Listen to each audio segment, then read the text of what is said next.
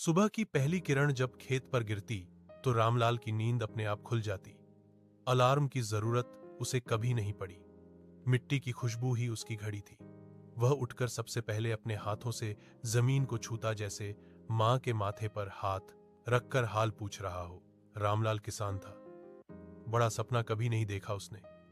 बस इतना चाहता था कि फसल ठीक हो जाए, बच्चों की पढ़ाई चलती रहे और घर में किसी दिन चूल्हा ठंडा न पड़े।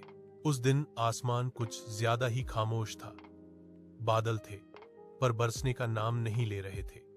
पिछले 2 हफ्तों से बारिश नहीं हुई थी। रामलाल ने बीज बो दिए थे। अब सब कुछ भगवान और आसमान के भरोसे था। खेत में काम करते हुए उसकी उंगलियां छिल गई थीं, पर दर्द से ज्यादा चिंता थी। बीज अगर सूख गए तो कर्ज कैसे उतरेगा। साहूकार की कड़क आवाज कानों में गूंज जाती। दोपहर को जब वह घर लौटा तो उसकी बेटी गुड़िया दरवाजे पर बैठी थी, किताब हाथ में लिए। बाबा, मास्टर जी ने कहा है कल फीस लानी है, उसने धीरे से कहा। रामलाल ने मुस्कुराने की कोशिश की। ले आएंगे बिटिया, तू पढ़, बस पढ़। वह जानता था उस मुस्कान के पीछे कितनी दरारें हैं। रात को खाट पर लेटा रामलाल देर तक आसमान देखता रहा। तारे चमक रहे थे, जैसे किसी और ही दुनिया के हों। उसकी पत्नी ने पास से पूछा, कुछ सोच रहे हो?